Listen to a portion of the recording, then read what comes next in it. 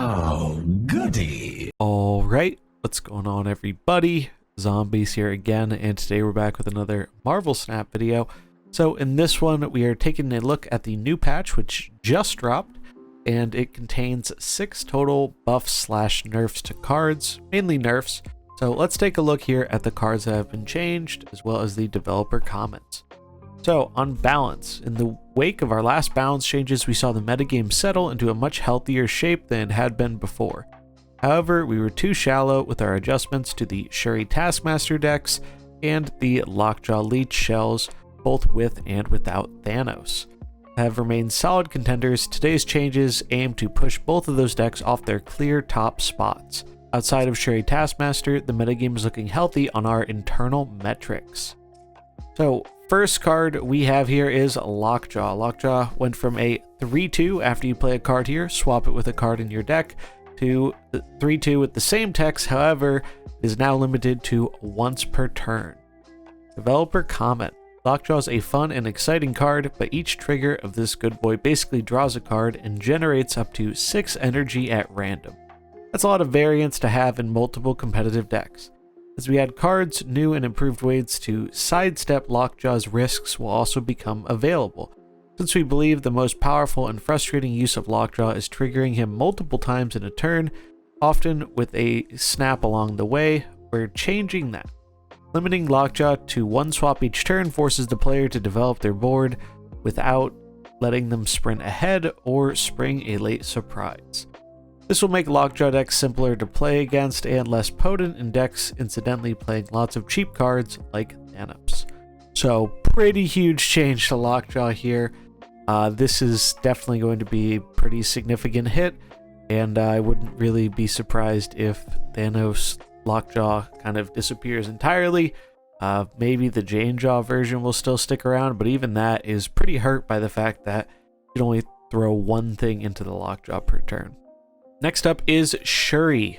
Shuri is going from a 4-2 on reveal double the power of the next card you play to a 4-2 on reveal if you play your next card here, double its power. So this was a change myself and many other people kind of predicted, where Shuri now can no longer just be tossed in a Cosmo lane, or, well, I guess more importantly, you can't toss the big thing from a Shuri into a Cosmo lane where it's protected. You can still get it in an armor lane, but this is limiting the ways that Shuri is going to be able to protect their really big dude, which I think was a big part of the problem. So, developer comment, we considered a number of changes to Shuri, but they all tended to ruin her current decks. Some even theoretically risked making a new monster with different parts. That's not a great risk to run when balancing a problematically strong card. The changes we're making today may seem small and subtle, but we expect it to be impactful and retain the same flow of play for her existing decks, which is a consistent goal in our balance philosophy. This nerf removes Cosmo's protective capability from her target, makes single card answers like Valkyrie easier to aim, and indirectly buffs lane control elements like Professor X. We're taking risk here in that this nerf could leave Shuri still a strength outlier. If so, we'll react quickly. So this is good. I think this will tone down the deck enough where it won't be the best deck in the game anymore. It is a pretty significant nerf, while still leaving Shuri as a very viable card, so overall seems pretty good. And they actually did it. They found a way to nerf one of the most hated cards in the game, Leech. Leech has been changed. So, Leech, previous on reveal, remove the abilities from all cards in your opponent's hand. Now, at the start of turn 6, remove all abilities from cards in your opponent's hand. This is a pretty significant change, so now cheating out Leech early will not have as much of an impact as it did before, and you'll actually need to have him around on turn 6 for his effect to actually even go off, so no more chucking him away into Lockjaw, though admittedly that's probably less likely to happen anyway, the Lockjaw. The developer comment, it's never been our goal for Leech to be a heavily played card. We understand that's been a frustration lately. When it's happening, it usually means a finisher is generically strong against pure power, like Leech Leader, and or a deck can play Leech earlier than turn 5 too often, like Lockjaw Thanos. We've tried in the past to weaken the strongest cards in those decks, but it's been a balance and design obstacle. Thus, we've decided to remove the early Leech from the equation. Leech is designed to counter some of the powerful endgame cards and combinations from a unique angle without any setup, which is important to have around in the event those decks begin to overperform. This change should let him fulfill that role when necessary without ever making him a functional piece of a foundational piece of the metagame. Okay, so yeah, I like this change. No more early Leech is nice. The card still exists for its initial intended purpose, but now you're not getting to turn people's cards off before the final turn of the game. And you actually have to kind of feel that tempo loss because you can't just toss Leech away for something else. So overall, pretty good change.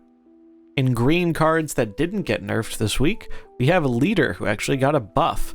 So previously, Leader was a 6/7 on reveal, copy all cards your opponent played to the location right of here, but on your side. Now he's back to being a 6/2 on reveal, copy the enemy cards with the highest power played this turn, but on your side.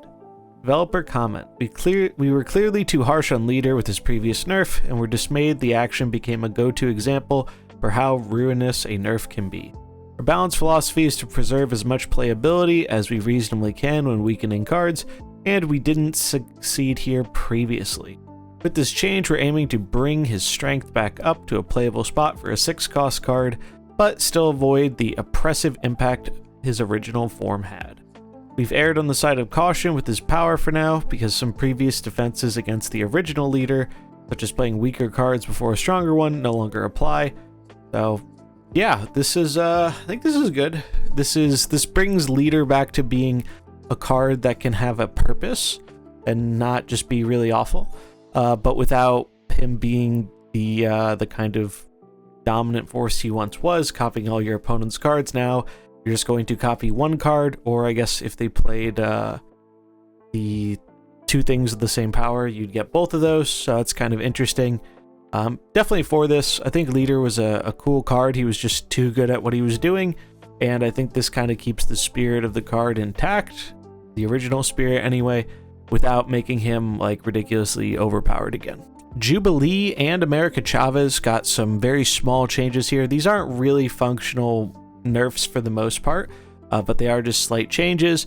So Jubilee went from adding a card from your deck to the location to adding the top card of your deck to this location. Developer comment: some of our players may remember a time when Jubilee had this ability back in beta, but then Jubilee would often be a 4/10 as she'd pull America Chavez very consistently. We decided at the time to change Jubilee's effect instead of America Chavez's, as the former was much simpler change to communicate. However, we're looking to design cards that interact with the top of the deck in the future, so we're bringing this design back too. We expect this update to have little impact on Jubilee for the time being. So yeah, this is going to have synergy with one of the new cards coming out next month, which is Howard the Duck, which lets you see your top card. You can kind of guarantee what you're going to get with Jubilee, so that's kind of cool. And then looking at Chavez, she's one that also got a very minor change here. So before, America Chavez was a 6/9. You always draw this card on turn 6 and not before. Now she is a 6/9, starts on the bottom of your deck. Draw this on turn 6. Developer comments: previously, if you were about to draw America Chavez, you would just draw your next card instead. This means that over the course of the game, she's a lot more likely to be the top card of your deck. Thus far, this has been largely unimportant outside of Yondu, but it does restrict our ability to print cards that interact with the top of your deck. We expect this update to have little impact on America Chavez's functionality overall. So yeah, the small change to Chavez. I guess this is a little relevant, and now you're probably not going to be pulling Chavez with Jubilee, but that wasn't really the main reason we were running Chavez to begin with. Usually it's to just guarantee other cards earlier on, which is what she's still doing. So I guess very small nerf, I guess, but overall pretty inconsequential, and clearly a change just to kind of get them ready for future cards that are going to be interacting with the top of the deck more. In terms of other updates that made their way to the game with this patch, we now have the weekly spotlight, so you can see Jeff is the new card here. New card will guarantee show up in your shop for, I guess, the first week that it is out. Looking at the time stamp here, you also have your normal slot here for a Series 4 or a Series 5 card, and then you can also pin them here. And then we can scroll to the left, which now has variant ultimate variants being their own slot in the shop, so you'll never have these take up the space for your card. and now you can pin these separately too if you want. So this is nice. This has been a much awaited feature. People want to be able to guarantee to get the card the day it comes out when they have their token saved up, and now that is no longer a problem. So we can snag Jeff right away. There are another few general updates to the game. Players that reach infinite rank will only match against other infinite ranked players now. When you tap on a card for more details in the shop or collection, card detail screen now features artist credits, card series labels, and variant rarity labels, rare, super rare, or ultimate. When inspecting cards in game, you can now flip them to see the card back in full detail. We've also updated other areas of viewing card backs to show their 3D details. After roughly 10 hours of gameplay in a day, players will stop earning Season Pass XP from gameplay for the remainder of the day. This is clearly to deal with the people that were abusing Agatha for essentially infinite Season Pass XP, and the collection level track has been extended for the 2 people who made it to 22,000 and ran out of stuff to get. We also have series drops this time. Ghost, Stature, and MODOK are making their way from Series 5 to Series 4, and Shuri, Bast, Valkyrie, Super Skrull, and Black Panther are going from Series 4 to Series 3. But that's pretty much all the news we have for the latest Marvel Snap patch. Overall, I think this is a really good patch. I think this is going to open up the metagame to be a lot more diverse and interesting.